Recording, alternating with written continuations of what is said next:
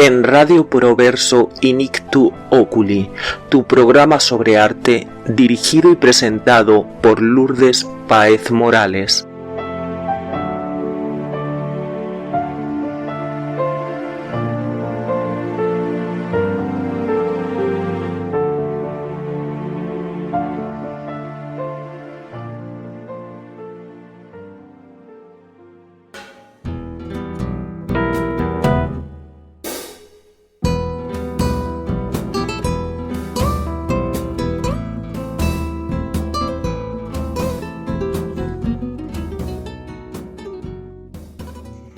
Decía André Malraux, el que fuera ministro en los gobiernos de De Gaulle, de Cultura, en Francia, que un libro de arte era un museo sin paredes. Hoy vamos a comenzar nuestro programa Inictu Oculi de una manera algo diferente, con algunas noticias museísticas que nos ha dejado este mes de octubre de 2024. La frase de Malraux, indudablemente, es preciosa, y le tenemos muchísimo cariño a nuestros libros de arte, y además, ¿quién no ha viajado con la imaginación hojeando, ¿no?, esas páginas y a través de esas fotos a sangre, a página completa, a los lugares más remotos, a ver museos que no conocía? Y bueno, se han visto obras, ¿no?, que realmente pues no se conocían en directo. Pues bien, parece que a la ciencia le ha dado por desmentir a Malraux, y el Mauritshuis de La Haya ha hecho públicos hace unos días los resultados de unos estudios que ha realizado junto a la empresa Neurensics, que se dedica a estudiar la neurociencia del consumidor. Y estos estudios eran acerca de cómo funciona el cerebro cuando ve una obra en directo o la ve reproducida en una pantalla o en una foto en un libro, precisamente. Estos estudios han revelado unos resultados muy interesantes para los museos físicos, y es que han arrojado que ver una obra en directo, como por ejemplo La joven de la perla, que está en el Mauritshuis, es 10 veces más estimulante que verla reproducida en un libro o en la pantalla de un móvil. Esto, la verdad, que es bastante ilustrativo de que los museos siguen teniendo su razón de ser, porque hay quien piensa hoy en día con internet y con las redes sociales que son bastante prescindibles y que se pueden sustituir por viajar y ver en directo, por ejemplo, el arte, ¿no?, según nos demuestra esta investigación. Porque desde luego ver la foto de las meninas pues no nos produce igual placer que verla directamente en el Museo del Prado. Nos vamos ahora a Egipto, porque por fin el pasado día 16 de octubre abría sus puertas a la visita pública el Gran Museo Egipcio del Cairo, desde que comenzaran las obras allá por el 2015. Y después de 1000 aplazamientos que ha sufrido, el museo ha abierto solamente un total de 12 salas, con las que espera tener unos 4.000 visitantes al día. La entrada, por cierto, como aún no es visitable de forma íntegra, pues no se paga en su totalidad, porque costará la friolera de 30 euros para los extranjeros y los locales pagarán 4,50. Pero por el momento cuesta unos 8,5 euros la visita para el extranjero. Una curiosidad de este museo es que te recibe en el hall de entrada la gran estatua de Ramsés II, al que la luz del sol va a iluminar 2 veces al año, el día de su nacimiento y el día de su coronación. Este centro, el Gran Museo Egipcio del Cairo, que tiene dimensiones faraónicas y que alberga piezas tan maravillosas como la máscara o el trono ceremonial de Tutankamón, o los retratos de Akenatón, o el retrato maravilloso de la reina Tiji, ha costado ya al Estado egipcio y a Japón, que ha sido su colaborador, $1 millón. Un día después de esta semiapertura del Museo Egipcio del Cairo, el pasado 17 de octubre, la National Gallery de Londres tomaba la decisión de prohibir la entrada de cualquier líquido a las salas. Ya ha tardado, salvo medicamentos y fórmulas infantiles. La decisión se ha tomado tras los últimos incidentes contra el patrimonio que ha sucedido días atrás, pero que no han trascendido tanto como en otras ocasiones y que parece, pues desgraciadamente, que no merecen ocupar la primera plana de la actualidad, porque ya son tantos que casi que no son noticias.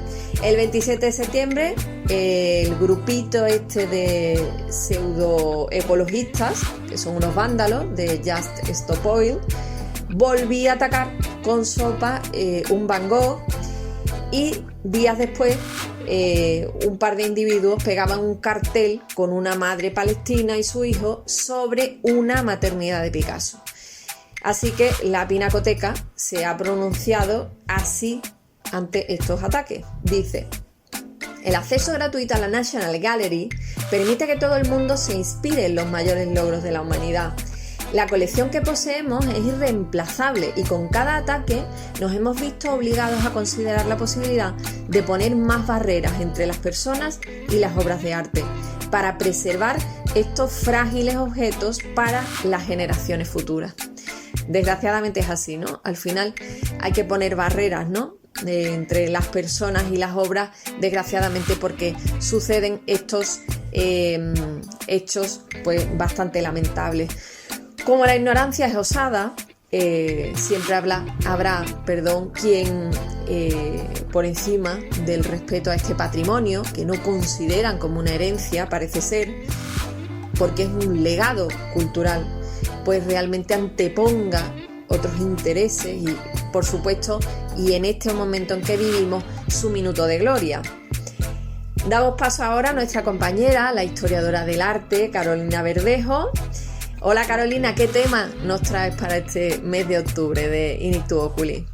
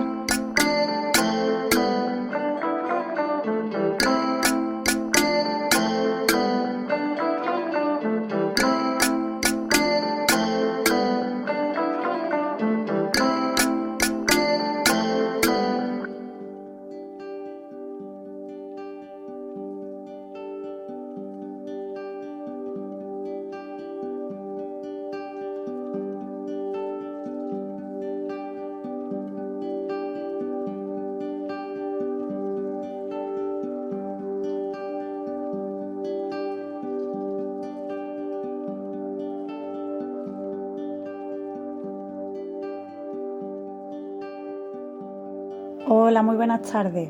Encantada de saludaros de nuevo a todas las compañeras y compañeros y, por supuesto, a las personas que nos escuchan.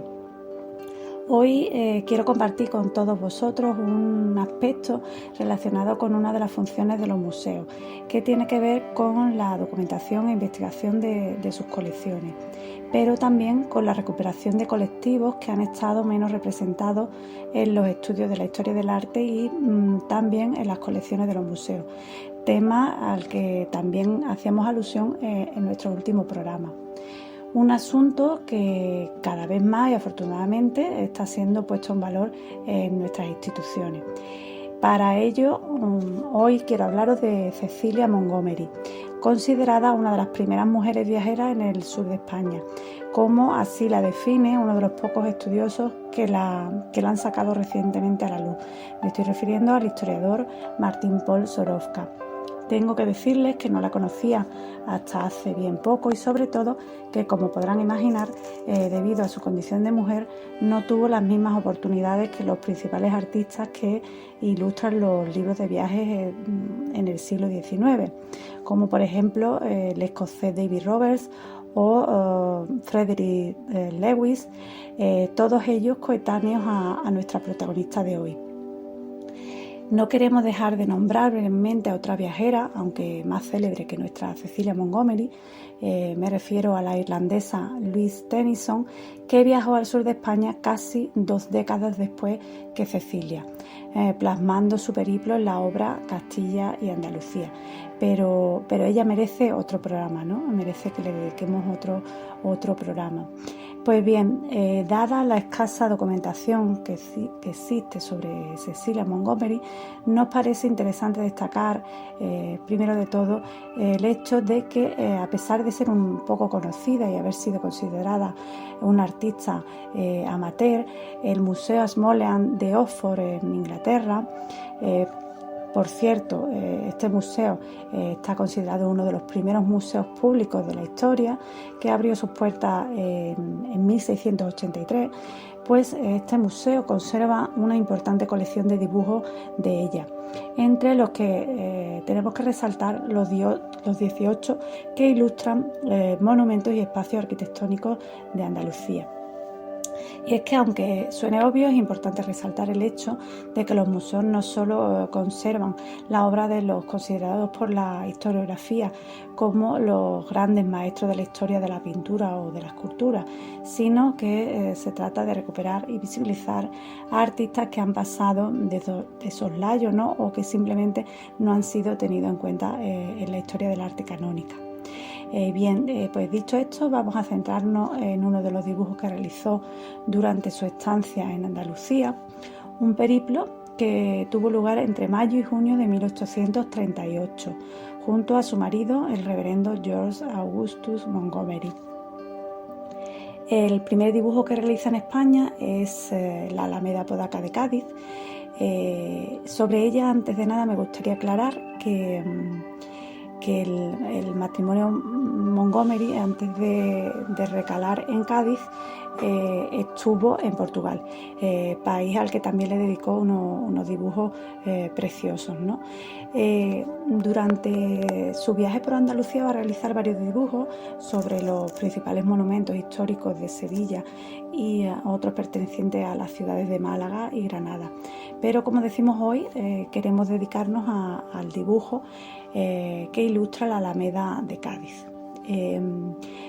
Por cierto, este nombre, el nombre que recibía anteriormente la Alameda Apodaca, desde hace apenas unos 3 años ha pasado a llamarse Alameda Clara Campoamor, y la que antes recibía el nombre de Marqués de Comillas se llama ahora Alameda Hermanas Carbia Bernal. Se trata de un paseo que muchos de vosotros conoceréis, que tiene su origen en 1617, cuando el Ayuntamiento gaditano decide establecer una fuente de Hércules en la Plaza de la Corredera, hoy llamada Plaza de San Juan de Dios. La fisonomía de este paseo, tal como la conocemos actualmente, se debe a una reforma realizada por Juan Talavera y Heredia a principios del siglo XX, por lo que este dibujo se convierte así en un documento imprescindible para conocer el devenir de la Alameda de Cádiz, ya que además apenas hay documentos gráficos que determinen su aspecto durante el primer tercio del siglo XIX, y en concreto en la fecha en la que Cecilia realizó este dibujo, en el año 1838, como hemos dicho. Tan solo hemos encontrado un grabado con una composición muy similar a esta en el libro de viajes Impresiones de España del año 1866 de Mary Elizabeth Herbert. El dibujo de Cecilia adquiere también importancia porque se trata de una representación del Paseo de la Alameda que se realizó durante la primera reforma importante de la misma, que tuvo lugar entre los años 1836 y 1843. Como resultado de esta intervención se originaron 2 grandes salones de estilo versallesco, el llamado Salón Bajo, al que pertenece la vista captada por Cecilia, que va desde la calle Santiago Terry aproximadamente hasta la calle Buenos Aires, y el Salón Alto, que va desde María Cristina hasta la calle que va a dar a la iglesia del Carmen. Se sabe que el acceso al Paseo Bajo era a través de una puerta custodiada por 2 leones, animales que aparecen en el dibujo de Cecilia, pero que adoptan una forma más similar a un equino recostado junto a una de las dos columnas que abrían dicho acceso. Unas columnas que nos llaman también la atención porque representan una suerte de capiteles de inspiración egipcia que podrían entrar en la tipología llamada palmiforme, que se coronan a su vez por dos esferas. Pero sobre todo aparece un elemento tan singular de la fisonomía gaditana que no pasa desapercibido a cualquiera que conozca esta ciudad. Nos estamos refiriendo a sus torres vigía o torres mirador. Unas torres que tenemos que decir que eran además lo primero que divisaban los viajeros que llegaban por mar a este lugar. El diseño de estos paseos permanecería así hasta 1887. Desapareciendo por tanto para siempre el diseño que Cecilia Montgomery capturó para la posteridad en este dibujo. Finalmente me gustaría terminar con una reflexión en torno a este dibujo y también a su autora, pero aclaro también antes de nada que creo que no lo he dicho antes, que se trata de un dibujo que no tiene color. Es un dibujo en el que se muestra de forma directa la expresividad, ¿no?, del grafito, que tan solo cubre ligeramente con un sombreado de tinta marrón en ciertas zonas. Pero lo que os quería contar es que al ver el dibujo por primera vez no pude evitar preguntarme si el día que lo realizó Cecilia sería un día radiante de esos que tiene Cádiz y que está bañado por esa brisa marina, ¿no? O por el contrario, sería uno de esos días en los que el levante azota de forma desgarradora, ¿no? Prácticamente todos los rincones de esta ciudad. Nunca lo sabremos, pero bueno, me gusta pensar que por el tratamiento con el que ejecuta los árboles que están cerca de la bahía, yo me atrevería a decir, o quiero pensar, que algo de viento había, ya que el ramaje se presenta con un trazo abocetado de movimientos curvos y envolventes que dotan a la arboleda de un movimiento acompasado, mientras que los árboles que están al otro lado, más abrigados por el caserío, presentan una mayor quietud. Muchísimas gracias.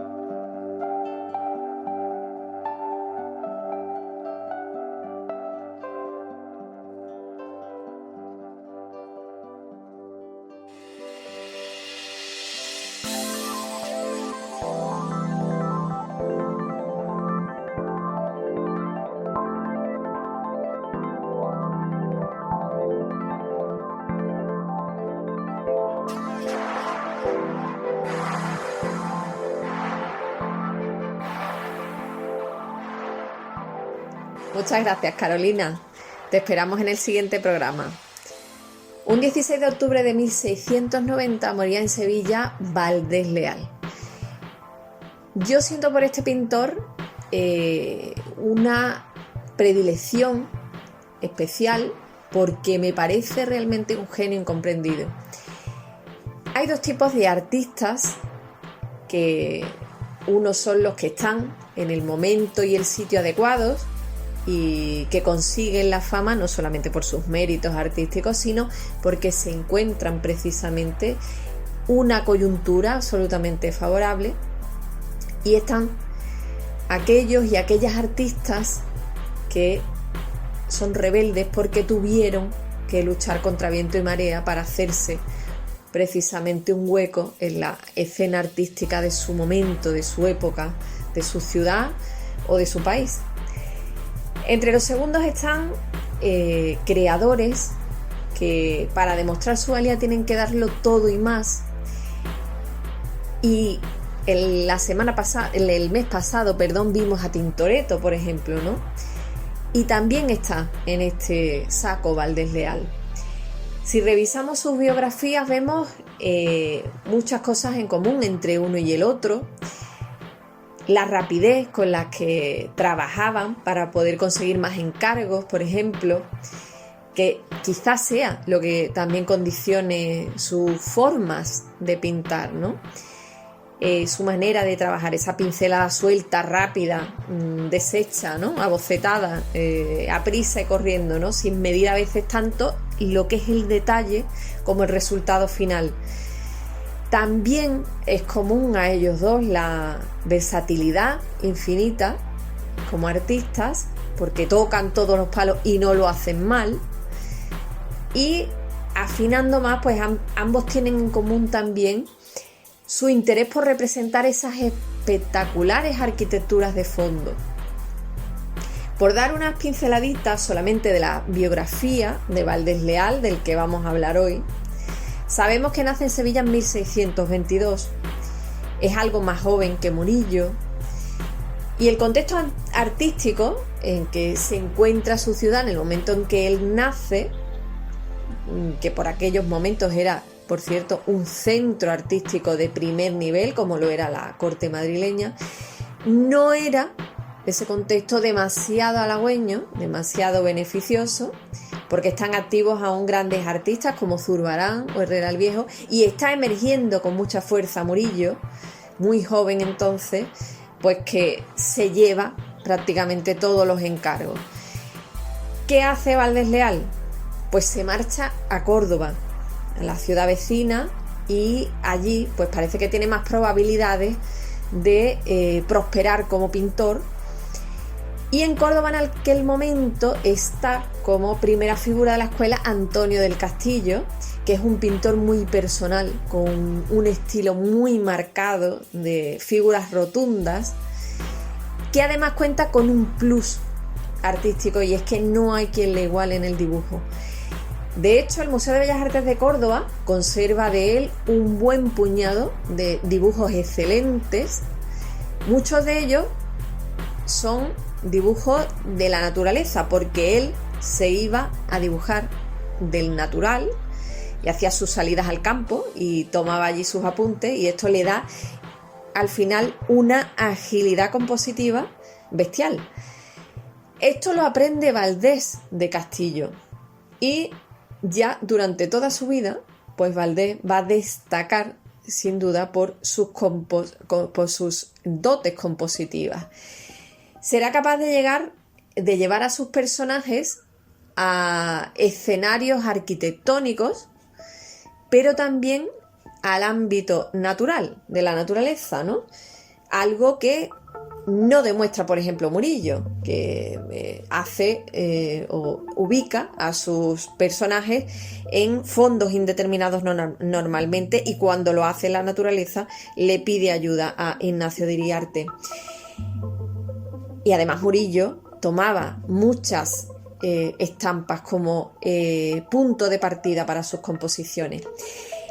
En Córdoba, Valdés Leal dejará numerosas obras, grandes obras, como las del retablo del Carmen Calzado, con, por ejemplo, esa ascensión del profeta Elías en su carro, que impresiona por su composición tan movida, por esa grandiosidad con la que lo ejecuta, y donde, por cierto, pues vemos mucho del aprendido con Antonio del Castillo.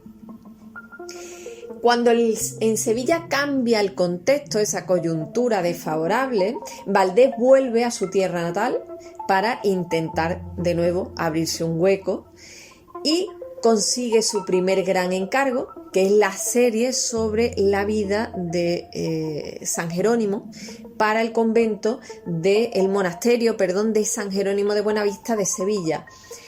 De esta serie a esta serie pertenecen pinturas tan maravillosas como por ejemplo Las Tentaciones de San Jerónimo o La Flagelación de San Jerónimo, ambas en el Museo de Bellas Artes de Sevilla. Y en la primera, por ejemplo, en esas tentaciones, pues vemos a 3 cortesanas que tientan a San Jerónimo, que está haciendo penitencia en el desierto. Los vestidos de ella son espectaculares, con unos colores vivos, esas texturas de todo tipo que les da y que contrastan enormemente con la sobriedad de la otra mitad del lienzo, que es la que ocupa San Jerónimo, y que tiene una paleta muy pobre de ocres y que remarcan pues esa austeridad, esa pobreza y esa tristeza del desierto y de la penitencia en el desierto, y también la carne, ¿no?, ajada del santo, y bueno, pues ese contraste hace de esta obra una obra soberbia. Hacia 1660 su estilo se considera ya absolutamente consolidado, se considera la madurez artística de Valdés Leal, y sus composiciones son cada vez más movidas y más coloristas, y además más complejas a la vez, ¿no?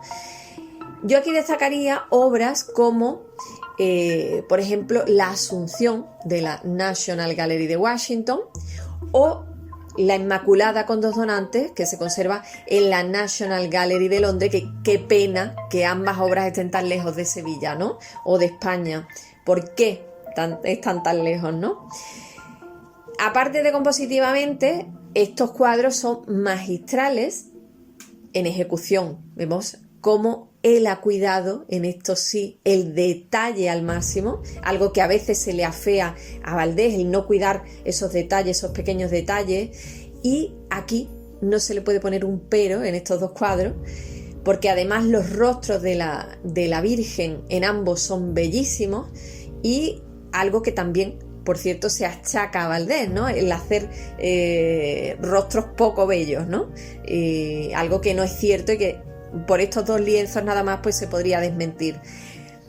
Y es que él, además, se puede decir que pinta bien cuando le pagan bien, y a veces sabemos por los documentos conservados que no se le pagó bien, o sea, que se le pagó más que poco bien, se le pagó muy mal. Hoy no nos vamos a extender mucho en nuestro pintor rebelde, pero sí me gustaría destacar, antes de finalizar esta pequeña semblanza de Valdés Leal, varias facetas de él. Una es su posible y atractiva relación con el teatro. Sevilla tenía en época barroca una multitud de teatros, y se representaban muchísimas obras para el pueblo. El pueblo estaba enfervorecido con estas obras teatrales, y se cerraron paradójicamente por, entre otros, el feroz ataque de uno de los mayores benefactores de Valdés Leal, que era Miguel Mañara, que de ser un hombre libidinoso en su juventud, pues había pasado a ser una especie de beato, un ejemplo de fe cristiana y de arrepentimiento, ¿no? Y hizo un real hostigamiento de las obras teatrales, porque decía que si Sevilla continuaba ofreciendo este tipo de espectáculo bochornoso, pues seguiría siendo objeto de pues las epidemias y las hambrunas que se cernían a menudo sobre ella. En 1679 se cierran los teatros, pero el caso es que las posturas de los personajes de Valdés Leal, con esas manos muy abiertas, esos movimientos, esos escorzos, esas posiciones algunas veces que están de espaldas al espectador, que son un poco singulares, ¿no?, porque dar la espalda al espectador no era común en las pinturas. Y también esas escenografías que monta, que en sus composiciones tan pomposas, esas arquitecturas algunas veces imposibles, pues parecen hablarnos de esta estrecha relación que el pintor seguramente pudo tener con las obras teatrales, o haber sido incluso escenógrafo, ¿no?, para obras teatrales, y haciendo tramoyas, ¿no?, o escenarios teatrales. Recordemos que además este es otro punto en el que vendría a coincidir con Tintoretto, que hizo escenografías teatrales para algunos dramaturgos venecianos de su momento. La otra faceta que yo quisiera destacar hoy es su labor como arquitecto efímero. Una faceta que desafortunadamente solo ha quedado recogida en algunos grabados que nos dan fe de la obra efímera de Valdés Leal y que hasta hace muy poquito tiempo no se han estudiado en profundidad. En la beatificación de San Fernando en el año 1671, Sevilla se reviste de una escenografía efímera y sobre todo y fundamentalmente el centro neurálgico de aquella fiesta que fue la Catedral de Sevilla, y Valdés Leal fue el escenógrafo precisamente de aquellas decoraciones efímeras de la catedral, y en ellas, en esos grabados que han quedado de ellas, en el libro de Torre Farfán, que recoge las fiestas, se ve su desbordante imaginación y esos recursos infinitos que utiliza para hacer estas decoraciones, ¿no?, que son realmente sorprendentes. Artista incomprendido donde los haya, vilipendiado también y desfavorecido por la crítica sesgada durante siglos que lo juzgaba como pintor de los muertos por haber realizado los famosos cuadros de las postrimerías precisamente para la Caridad, para Miguel Mañara. Valdés ha sufrido durante siglos el lastre de no haberse sabido entender su pintura y su genio creador. Valdés solo uno hubo y realmente es nuestro y para nuestro orgullo. Damos ahora paso a Mercedes Páez, profesora de plástica, que nos va a acompañar en los próximos meses, y queremos darle las gracias por aceptar nuestra invitación y por enriquecer con su experiencia en la enseñanza artística nuestro programa de In Ictu Oculi. Adelante, Mercedes.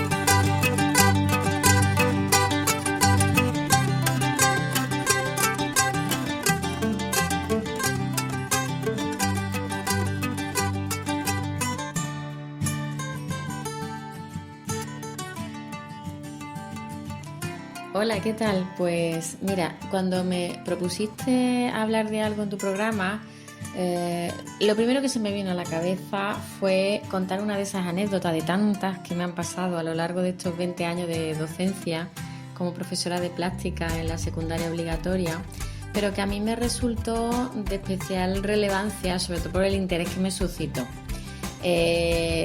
Os cuento. Básicamente me propuse en cierto momento de mi carrera como docente, por así decirlo, en dar la plástica de otra manera diferente, metiendo la historia del arte, metiendo obras de artistas, para que el alumnado de alguna manera se familiarizara con obras de arte, con sus nombres, con los autores, autoras de esas obras de arte. Esto estoy hablando ya de hace más de 10 años, entonces, claro, al principio lo típico, digo, venga, replanteo toda mi programación, busco obras de arte y claro, una recurre a lo que conoce porque ya lo había estudiado en mi carrera de Bellas Artes, los nombres que yo conocía, claro, y al final te das cuenta, cuando pasaron un par de años, me di cuenta, en concreto yo me di cuenta, de que solamente ponía hombres artistas, ¿vale? Entonces digo, vamos a ver, aquí esto, alguna mujer tengo que meter. Claro, ¿qué conocía yo? Pues Frida Kahlo, Artemisia Gentileschi, La Roldana, Tamara de Lempicka y poco más, sinceramente, y poco más. Yo recordaba aquellas aquellos días de estudio, incluso del bachillerato, cuando yo hice bachillerato, historia de arte, ese libro de historia de arte que sigo teniendo guardado en algún rincón de mi casa. Y claro, yo realmente decía, a ver, es que qué mujeres me han enseñado a mí. O sea, cuando a mí me decían, venga, vamos a hablar del impresionismo, del tal, del cual, íbamos pasando por las distintas épocas, los distintos estilos de la historia del arte, y nos aparecían mujeres artistas, o sea, mujeres que hubieran pintado, que hubieran esculpido, que hubieran hecho arte. ¿Vale? Entonces digo, a ver, tengo que investigar, tengo que buscar, tiene que haberlas. Otra cosa es que yo no las conozca, pero a verlas tiene que haberlas. Total, me puse a indagar. Aunque estoy hablando de hace más de 10 años, ya el ordenador, oye, pues mira, internet y esas cosas ya existían, ¿no? Porque yo ya tengo una edad. Y en los comienzos no estaba todavía la cosa muy allá. Pero resulta que empiezo a investigar y claro, había poca historia, había poca cosa, ¿sabes? Sobre mujeres había poca cosa todavía. Y me costó trabajillo conseguir, si acaso, casi un 50% de hombres y un 50% de mujeres. A esto se añadía que con los múltiples cambios de legislación que hemos tenido los que nos dedicamos a la educación, pues ya venían esas pequeñas pinceladas de que hay que tener en cuenta la igualdad, que hay que visibilizar a la mujer. Claro, en mi caso, pues yo tenía que visibilizar la mujer en el arte. Y yo ya estaba intentando hacerlo, desde hace unos años estaba intentando hacerlo. Un día, en esas búsquedas mías continuas, doy con un artículo de Linda Nördling que se titulaba ¿Por qué no han existido grandes artistas mujeres? Claro, cuando yo leí ese titular digo, es que esto es lo que me estoy empezando yo a preguntar. ¿Por qué no han existido mujeres artistas? ¿Han existido realmente? Es que realmente, verá, han estado, no han estado, porque vamos a ver, las mujeres también somos creativas, también tenemos nuestras capacidades artísticas y somos capaces de desarrollarlas. Evidentemente, ya te pones a investigar más. Bueno, el artículo de Linda Nördling, si tenéis ocasión de buscarlo y leerlo, merece la pena. Se plantean muchísimas cosas y seguramente muchos de vosotros os las habéis planteado en algún momento. Yo por lo menos sí.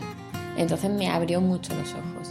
Es cierto que luego con el paso de los años cada vez ha sido más fácil encontrar información sobre las mujeres artistas, incluso libros, que ya, qué alegría, ¿no? Que una pueda, porque hombre, yo todavía soy de una generación en la que todavía nos gusta mover las páginas de un libro, ¿no? Entonces, sí es cierto que ya cada vez va siendo como más normal, ¿no? Encontrar listados y listados. De hecho, ya os digo que en mis búsquedas en internet cada año iba multiplicándose la cantidad de mujeres artistas de las que se iba hablando, ¿vale? También es cierto que, claro, en internet tampoco nos lo podemos creer todo a pie juntilla, es decir, hay que cotejar, hay que comparar la información, porque no todo, verá, ahí escribimos todo el mundo y venga, ahora porque esté en internet no hay que creérselo, bueno. Pero sí es cierto que ya va habiendo información, ya es más normalizado. Entonces ya los listados empiezan a aumentar. Ya Aurelia Navarro, Alejandrina Hessler, Deli Tejero, Gilma Afklint, Dorotea Tarni, Remedios Varo. Ya se van viendo muchas más mujeres. Se va hablando de sus historias, de lo que pasó, por qué esas mujeres de alguna manera han quedado un poquito como apartadas de la historia del arte, de los libros de historia del arte. Entonces a mí mi labor se me hizo mucho más fácil, el intentar igualar las obras de arte de hombres y las de mujeres ya era mucho más fácil, ese 50%. De hecho, un año incluso ya pasé de ese 50% totalmente. Y lo que hice fue poner un 100% de mujeres. Es decir, ese año yo lo dediqué exclusivamente a la visibilización de la mujer en el arte. Entonces, directamente todas las obras que busqué, intenté buscarlas de todos los estilos posibles, de todas las épocas posibles, y afortunadamente lo pude encontrar. Entonces, bueno, yo era feliz, yo era feliz. Todo esto nos lleva a la reflexión de que, bueno, toda esta lucha que se está teniendo por visibilizar a la mujer, evidentemente está sirviendo de algo, está sirviendo, afortunadamente está sirviendo. De todas maneras, y por eso se me vino a la idea el hablar de esto, porque me gustaría dejaros ahí esa reflexión para que vosotros lo penséis, ¿no? Para que los que me escuchan lo piensen, igual que muchas veces me pongo a reflexionar yo sobre ello.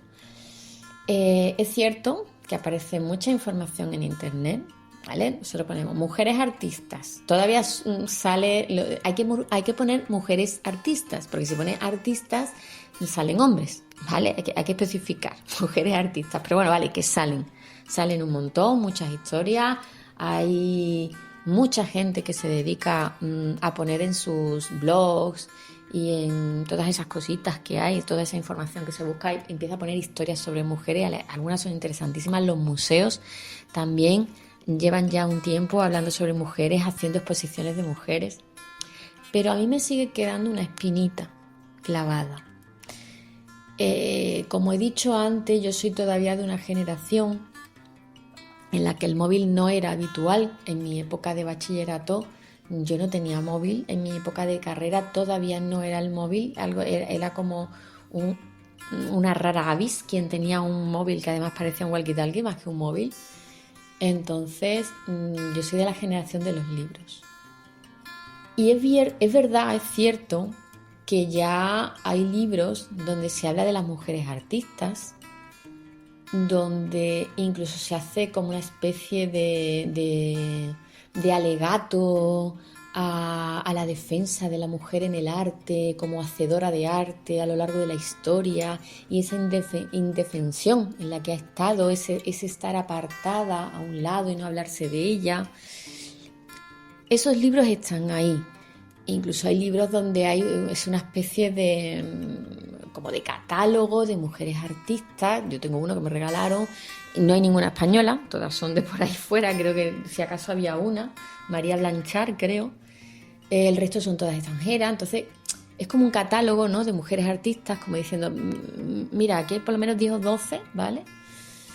Muy bien, todo eso está muy bien, pero esa espinita que yo tengo clavada es lo siguiente: ¿por qué no se hacen ya libros de historia del arte donde esté normalizado el explicar esa historia del arte, ese proceso, esos estilos, esa evolución, no solo con las obras de los grandes artistas masculinos que lo han sido, que nadie está diciendo que no, pero que también ha habido grandes mujeres artistas que también merecen estar en esos libros de arte, no como un anexo, como una adenda, como un apartado de estos así como curiosos, de curiosidades. Hablemos de la mujer artista en no sé qué época, no, por favor. Vamos a ver. Hablemos de las mujeres artistas, de los hombres artistas, hablemos de los artistas en femenino y en masculino, porque todos y todas han tenido su momento en la historia y quizá ya lo hayan tenido bastante más difícil. Entonces yo creo que se merecen el estar en esos libros de historia de igual a igual, no como una anécdota ni como un anexo, porque yo todavía en los libros de plástica actualizados totalmente, o sea, edición 2023-2024, donde se habla de un montón de cosas y aparece un apartadito donde ¿y la mujer en el arte? Venga, hablemos de fulanita. No, por favor. Si estamos hablando del arte, estamos hablando del arte. Y tanto mujeres como hombres deben ser nombradas y nombrados de igual a igual. Entonces esa pequeña espinita que tengo ahí, y esa pequeña invitación a aquellas personas a las que les gusta el arte, que son historiadores de arte, que escriben esos libros de arte, que escriben esos libros didácticos, esos libros para los docentes, para que demos clases en la secundaria obligatoria o donde sea. ¿Por qué no vamos cambiando ya la literatura un poquito, ¿vale? Y vamos insertando a la mujer.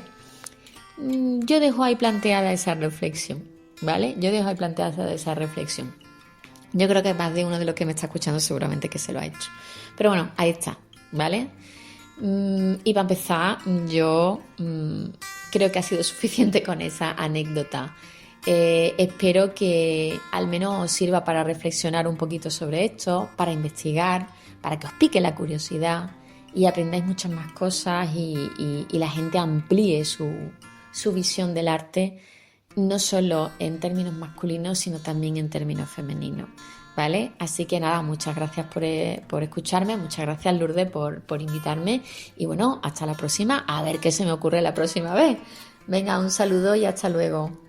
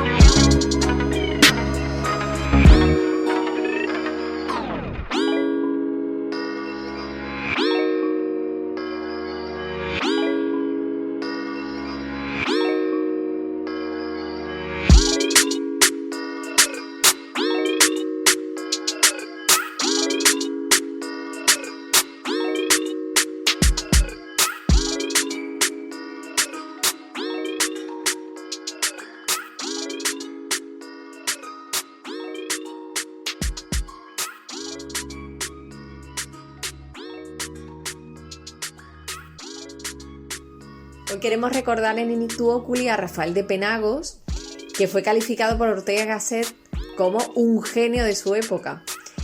Se trata de un artista que ayudó desde su campo, desde sus ilustraciones, a crear en las mujeres de los años 20 y 30 del siglo XX un nuevo ansia de libertad. La mayor colección de obras del artista la posee la Fundación Mapfre, que recibió en los años 80 una numerosa cantidad de ilustraciones de este artista, y que también pues, fue la fundación que puso de relieve la importancia de Penagos en 1989, cuando se cumplían los 100 años de su nacimiento, haciendo una muestra monográfica acerca de él. Esta misma entidad concedía cada año el premio Rafael de Penagos o el premio Penagos a artistas en el campo de la ilustración hasta 2013. Desde muy jovencito, este hombre, Rafael de Penagos, se mueve en ambientes culturales muy selectos, como por ejemplo las tertulias literarias que se llevaban a cabo en el Nuevo Café de Levante y que estaban capitaneadas por dos pesos pesados de nuestra literatura, como eran Valle Inclán y Pío Baroja.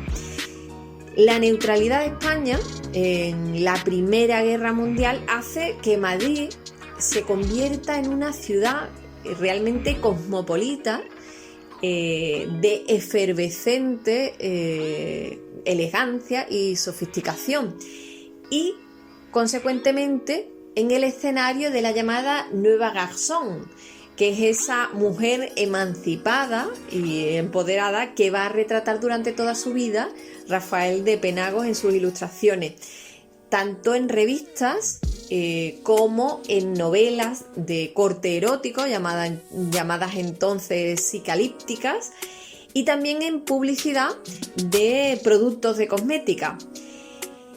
Las técnicas, los avances técnicos en la autotipia, por ejemplo, que había sido descubierta en 1880 por Meisenbach, o las técnicas de la tricromía y la cuatricromía, que luego veremos con Tomás Sánchez Rubio en nuestra sección etimológica, y que permitieron implantar el color en las portadas de las revistas y más tarde en las hojas intermedias, ¿no? Y también en los carteles publicitarios, van a favorecer estos avances técnicos el género de la ilustración gráfica, un arte que además era un arte de mayorías, de consumo mayoritario, donde van a triunfar en estas primeras décadas del siglo XX pues una serie de nombres, en el caso de España, como el propio Penagos, Bartolozzi, Federico Rivas o también Roberto Martínez Baldri, por citar unos ejemplos.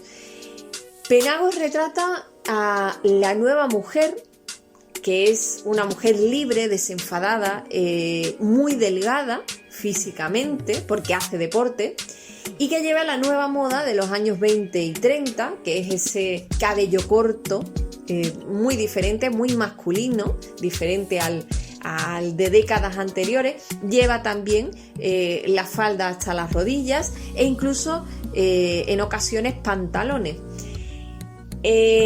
Será la protagonista absoluta de la obra de Penagos, esta mujer, que incluso pues, toma actitudes masculinas como fumar, bailar desinhibidamente e incluso, como hemos dicho, hacer deporte.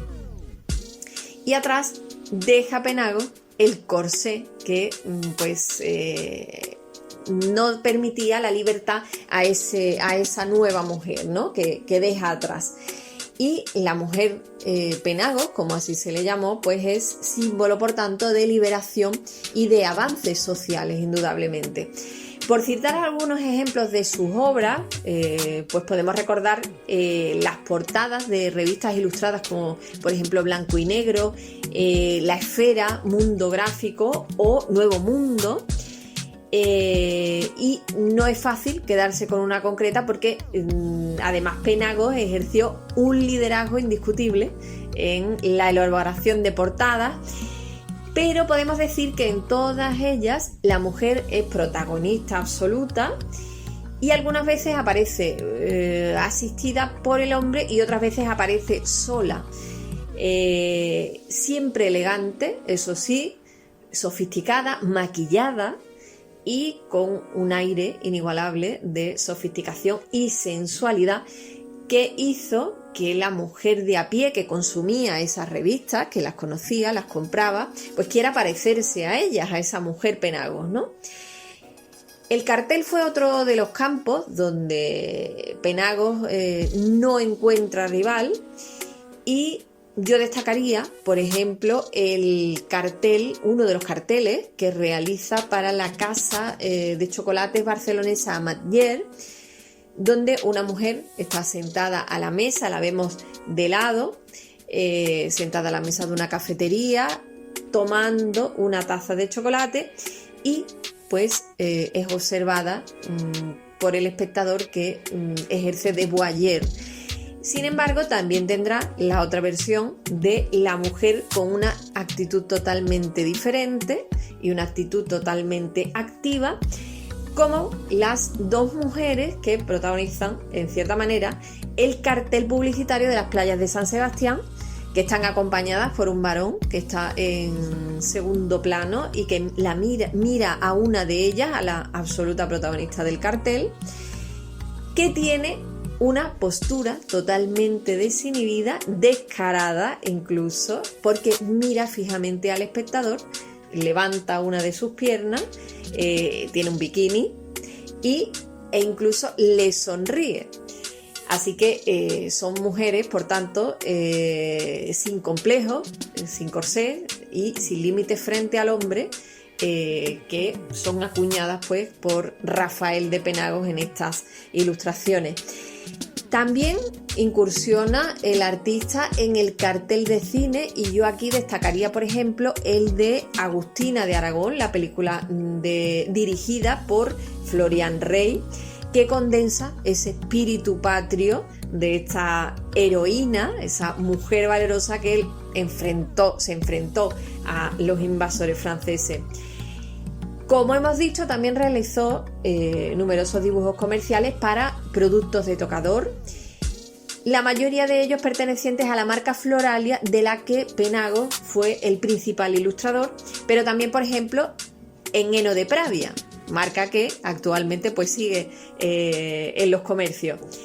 Pero más allá de estas mujeres ficticias, inventadas por Penagos, el artista llegó a retratar a mujeres de carne y hueso, como por ejemplo la bailarina sevillana Tórtola Valencia, que se había criado en Londres con una exquisita educación, pero que las necesidades pues le habían obligado a ejercer de bailarina, y se convirtió incluso en una estrella de la danza, no solamente en Londres, sino también en toda Europa.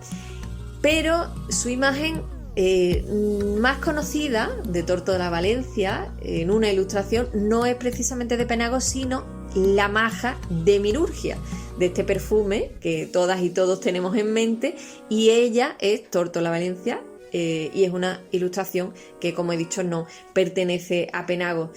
Pero Carmen Tórtola Valencia, que así se llamaba, la conocemos por los dos apellidos, fue retratada en numerosas ocasiones por Penagos para algunos de sus espectáculos, y entre otras pues la retrata también con esa indumentaria de bailarina española, con ese mantón de Manila que recubre la falda de bailaora, ¿no?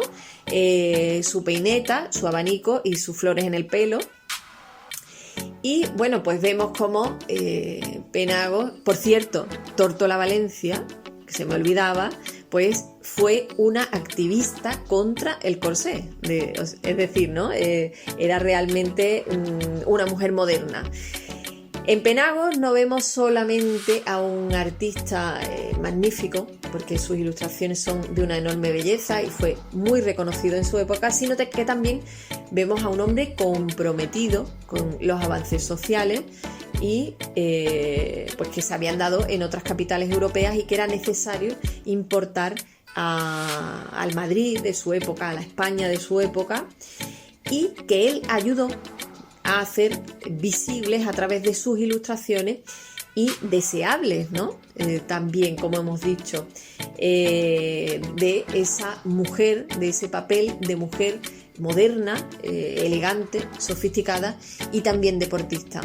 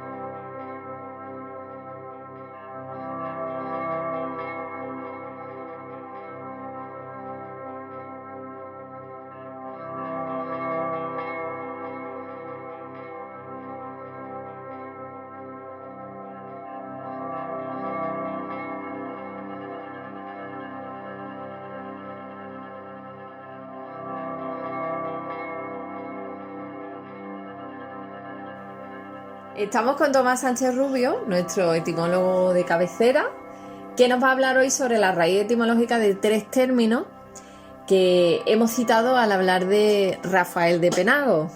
Hola Tomás, ¿qué tal? ¿Cómo va la cosa? Hola, ¿qué tal Lourdes? Pues nada, un placer volver a estar aquí, nada menos que en el programa 27, Uy, que muy si bien, lo piensas bien, pues son 27 meses, porque este es un programa mensual, ¿no? Del último sábado del mes.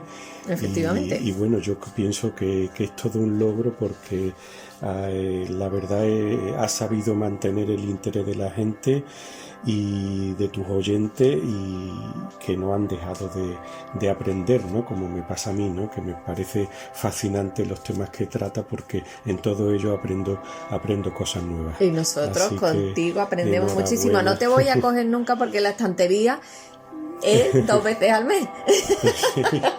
Sí. Entonces va a estar difícil la cosa. Esperemos que siga así. Claro que sí, claro que sí. Pues, oye, ¿conocías a este ilustrador, Rafael de Penago? Al menos al hijo sí, ¿no?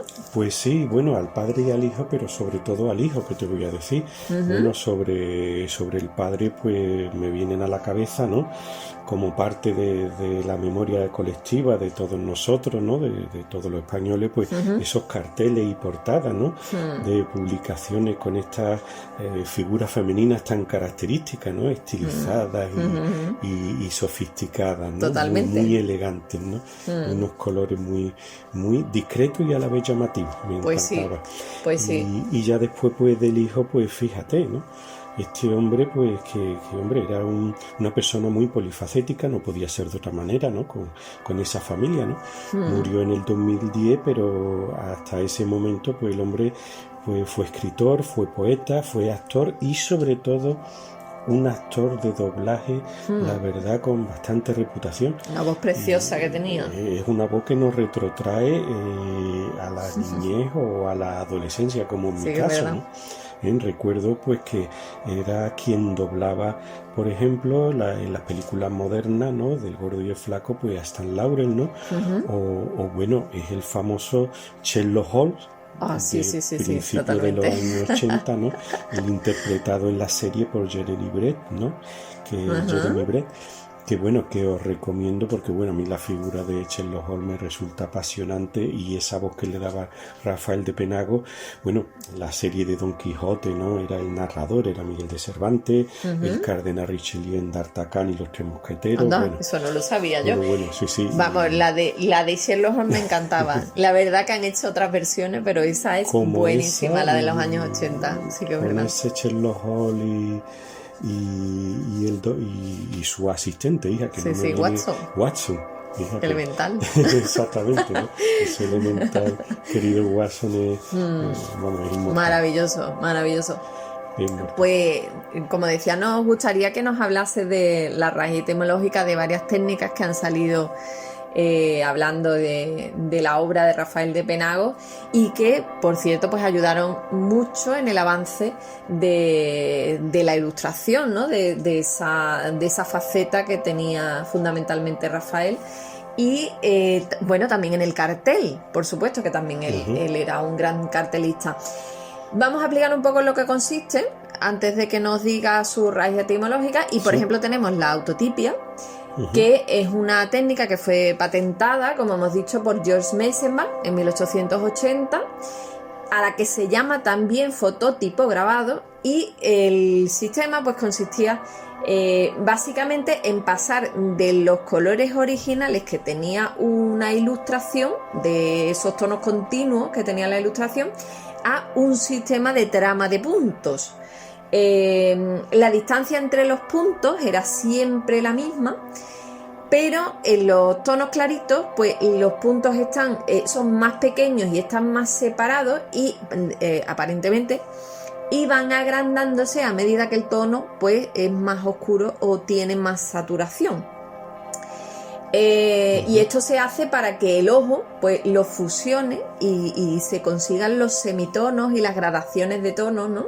En toda la superficie de la ilustración, o sea, consiguiendo zonas más oscuras y saturadas, donde los puntos están aparentemente más juntos, pero es que son mayores, y zonas más claritas donde están esos puntos más finos, ¿no?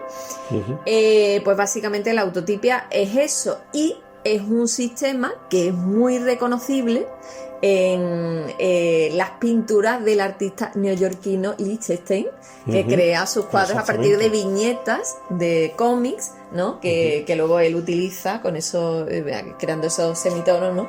en sus pinturas. ¿Qué raíz etimológica tiene entonces la autotipia? Porque no sé si es autotipia o autotipía, porque también lo he visto escrito en autotipía, se puede ¿no? decir de las dos maneras. La autotipía, o sea, esa pronunciación autotipía, que aparece también ataraxia en vez de ataraxia, digamos que sería la más cercana al griego clásico, ¿no? Aunque son neologismos, pero están basados en palabras griegas, ¿no? Entonces esa pronunciación autotipía nos acercaría, quizás sería un arcaísmo que nos acercaría al griego clásico. Y bueno, la verdad es pues que, como tú dices, es un sistema de ilustración, bueno, que a mí me viene en la cabeza, ¿no? Signac y Serrat, ¿no? Con ese puntillismo y tal, ¿no? Del siglo XIX y que tal. jugaban con el ojo, claro. Exactamente. Y después, bueno, el op art, ¿no? También, el op art, ¿no? También. Posteriormente. Bueno, pues esta autotipia, como ocurre con otras palabras como tipografía, pues que es el arte y la técnica en el manejo de tipo para los trabajos de impresión, ¿no? Pues están formadas por elementos griegos.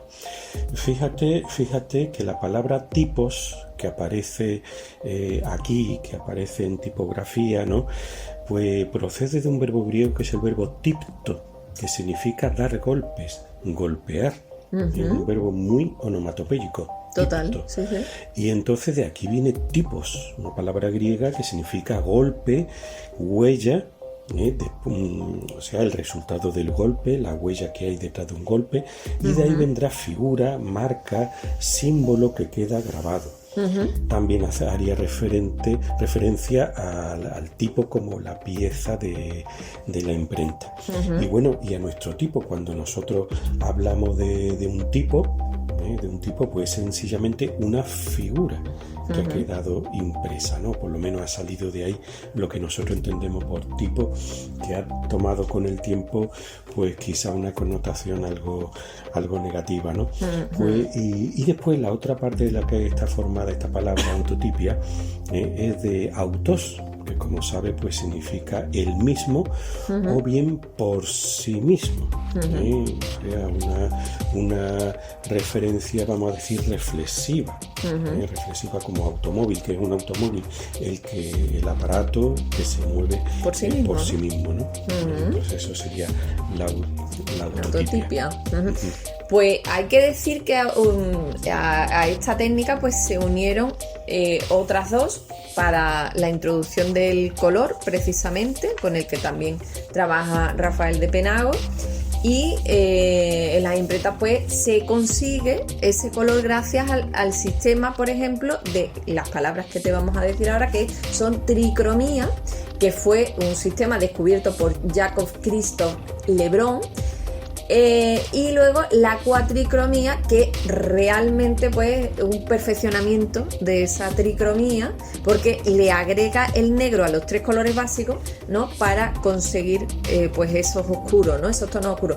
La tricromía consistía en la elaboración de tramas de puntos en los 3 colores básicos, que son el cian, el magenta y el amarillo, que pues en una determinada angulación, cuando se imprimían esas tramas, pues se conseguía ofrecer al ojo pues la variedad de colores que había puesto el diseñador en sus ilustraciones, el ilustrador, ¿no? Perdón, en sus ilustraciones.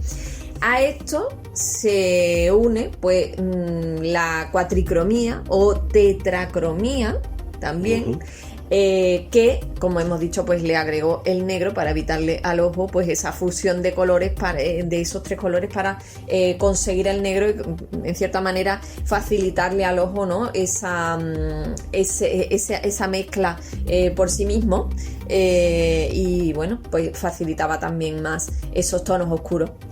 ¿Cuál es la etimología de estas 2 palabras? Que bueno, parecen bastante claras, ¿no? Sí, la verdad es que sí. Lo que pasa es que habría algo muy interesante, ¿no? Eso de que aparece junto a cuatricromía, aparece tetracromía, ¿no? Bueno, ante todo, la palabra croma en griego significa color. Aparece en expresiones como gama cromática o polícromo. Ya sabemos lo que es la policromía, o sea, cuando se aplican diversos colores. La palabra poli en griego significa mucho. Polis significa ciudad, ¿no? Es donde viene policía o metropolitano, pero por otra parte hay otra palabra que es polis, ¿no? Que significa mucho, de donde políglota, etc. Entonces, aparte de este croma, color, pues, hombre, estas palabras tricromo hace referencia a 3 colores, y ya después, como digo, es muy interesante que existan 2 formas para hablar de la aplicación de 4 colores. Por una parte, cuatricromía, y por otra, tetracromía. ¿Por qué? Bueno, porque cuatricromía claramente viene de 4, que está basado en el número 4, pero del latín, que es quatuor. Sin embargo, tetracromía viene del número 4, que para los griegos, que es tétares. De ahí viene, por ejemplo, tetrasílabo, que es un verso de 4 sílabas, o por ejemplo, tetraedro. Tetraedro, que todos sabéis que es una pirámide, o sea que es un polígono de 4 lados. Hay gente que cuando escucha esta palabra tetraedro le viene a la cabeza el tetrabric y dice, no, vamos a ver, una caja, el tetrabric es una caja, ¿vale? Pero una caja de 6 lados, o sea, las cajas de leche que le llaman tetrabric son no de lo 6 son. lados. ¿Verdad? No lo son, lo eran en su momento. Sí, o cuando sea, eran una pirámide. Exactamente, o sea, yo recuerdo cuando pequeño. Yo no lo recuerdo, Tomás, sinceramente. Es que uno ya aquí va más allá de peinar canas, ¿no? O sea, ya uno está llegando a una edad provecta. Yo lo he visto en internet, pero no. Sí, pues yo de pequeño me llevaba batidos, creo recordar que eran batidos RAM, que tenían esa forma de pirámide, que bueno, que en algún momento pensaron los norteamericanos que con esa forma de pirámide en las cajas podían apilarse mejor, pero viejo, cuando tú lo metías en la maleta y le metías los libros encima, pues aquello se descubría, no era muy práctico, no sí. era la verdad muy práctico, se reventaba, ¿no? Entonces ya te digo, esta palabra tetra, porque viene directamente del griego, del número 4 griego, ¿no? Pues hay una palabrilla por ahí que se nos ha quedado en el tintero, que yo no sé si tú sabrás qué significa, porque nos ha resultado muy curiosa. Porque es la palabra psicalíptica, que está asociada a esas novelillas de corte erótico en las que algunas veces intervino Rafael de Penago, y que, por cierto, tuvieron un éxito tremendo en los años 20 y 30 justo, bueno, pues en lo que era la dictadura de Primo de Rivera. Exactamente. O sea, una cosa un poco extraña, pero sí que es verdad que tuvieron muchísimo éxito. Sí, sí. ¿Qué significa esto de psicalíptico? Porque Pues... en mi casa se ha dicho muchas veces como aplicado, yo no sé si será por el pueblo de mi madre, que es utrera, desde aquí un saludo a todos los utreranos. Un saludo porque no. allí pasé muy buenos años, 11 años. Es que es una ciudad maravillosa. Y totalmente acogedora. Allí estuve 11 años de profesor. Y entonces, yo no sé si, verdad, yo entiendo que proviene de ahí porque mis abuelos eran amigos de Utrera y la verdad que se decía psicalíptico y claro, era como aquella persona que estaba, ¿no? Que tenía como un poco, no sé, que era como destapada, ¿no? Como, sí, no, que alguien que tenía como tirantitas, sí, un poco impúdica. ¿no? Por ahí van los Digamos, tiros, ¿no? Porque son novelillas eróticas, desde luego. La propia psicalipsis, ¿no? Pues claramente es un eufemismo, por una parte es un eufemismo, es decir, o sea, hace referencia, digamos, a una realidad muy cruda, quizá malsonante, ¿no?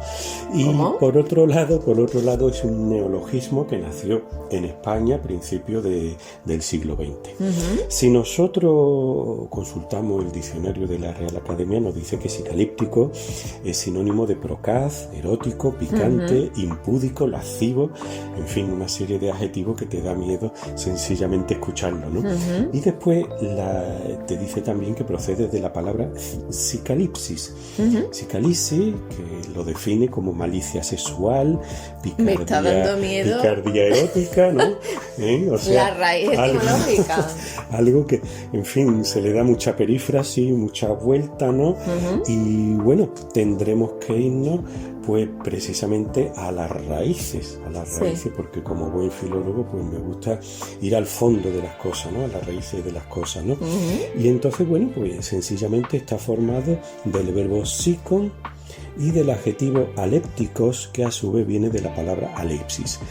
Así, yo no me estoy enterando de nada. Dicho tal cual, pues entonces nos puede sonar, sí. Nos puede sonar muy extraño. A Gloria. No, pero a mí no me suena nada porque yo griego no sé, o sea que... Vamos por partes. Psicon, diferente a la psique griega, que es la mente, el espíritu, el alma, ¿no? El psicon es algo más apegado a la tierra. El psicon es como los griegos le llaman a los higos, a los frutos del árbol, pero también al aparato genital femenino. Ya ellos le llamaban psicon, higo, al aparato genital femenino. Y después el adjetivo alépticos lo podríamos traducir como frotador, masajeador. Me estoy quedando muerta. Proviene de aleipsis, que significa roce o frotamiento. Madre mía. Entonces yo no voy a decir una cosa unida a la otra lo que significa. Vosotros mismos lo podéis deducir, ¿no? Si yo llego a saber esto, no te pregunto por la palabra, desde luego. Aleipsis, roce, frotamiento, junto con psicon, que significa higo, o lo otro, ¿no? Y muy bueno, bien. Dio lugar la psicalisis, dio lugar pues a dos subgéneros, uno en la literatura y otro, vamos a decir, que en el teatro musical, ¿no? De bastante éxito en España, por encima de otros países. Entonces la misma palabra psicalíptico, pues hay quien se la atribuye al editor catalán Ramón Sopena, cuando... el de la editorial. Exactamente. Madre mía. Cuando antes de la publicación de una de sus obras, ¿no? Por folio al desnudo, una obra erótica, pues parece que se le ocurrió muy principios de siglo, pues adjetivarlo de esta manera, ¿no? Como obra psicalíptica. Tenemos autores, la verdad, notables de este género, como Alejandro Pita, Arturo Reina, José Pastor Rubira o Luis de Atienza, y más. O sea, eso te da una porque idea, tuviera una enorme repercusión. Te da una idea de que fue un género de un éxito tremendo, que bueno, no ha muerto. Pienso que no ha muerto la literatura erótica, por supuesto, pero que no alcanza, creo yo, la particularidad, la originalidad de ese principio de siglo, ¿no? Sobre todo, pues como tú dices, antes y durante la dictadura de Primo de Rivera, pero posteriormente con la República, bueno, y después de la República, pues de forma más o menos subrepticia, ¿no? Digamos, o discreta. No me gusta la palabra secreto, no oculto, sino más bien de forma discreta. Y, pues vamos, si yo llego, vamos, algunas veces miro lo que significa o las raíces etimológicas para saber lo que me vas a contar un poco y tal, pero si llego a saber yo esto, creo que no te lo pregunto, sí, pero porque es un tema bastante particular, pero bueno, no sabíamos nosotros que teníamos. Que han aprendido nuestros oyentes, yo creo que del programa de hoy se le puede quedar a más de una persona en la mente, ¿no? Y recordarlo durante bastante tiempo, ¿no? O bien, bueno, pues iVoox o YouTube, no sabemos si nos censurarán, pero bueno, ahí que queda esa etimología. La verdad que ha sido muy sutil y como eran, ¿no? Aquellas, imagino, espero que fueran aquellas novelillas, ¿no? Y que bueno, que totalmente la palabra, ¿no? Pues la palabra era muy inocente, que tú lo sepas, que en mi familia se ha utilizado de manera muy inocente. Yo creo que si llegan a saber la raíz etimológica no la hubieran utilizado, pero bueno, ahí queda. Muchas gracias, Tomás, como siempre, por estas pinceladitas etimológicas que nos da, y además con tanta simpatía algunas veces que nos hace reír mucho. Y bueno, que nos consta que tu sección pues le encanta a la gente, ¿no? Que nos escucha. Y bueno, que te esperamos en la próxima, ¿no? El número 28. Deseando volver por aquí ya a finales de noviembre, que es una época muy, muy bonita, la verdad. Antes de preguntarte cualquier cosa, me miraré las raíces etimológicas a partir de ahora. Muchas gracias, Tomás. Gracias. Pues hasta aquí hemos llegado hoy. Esperamos que nos sigáis acompañando en el próximo programa, como hemos dicho, el número 28 de In Ictu Oculi, en que traeremos pues más cultura, más arte, en este abrir y cerrar de ojos en que pretendemos hacer el programa. Y entonces yo, hasta que llegue ese momento, pues os mando un saludo.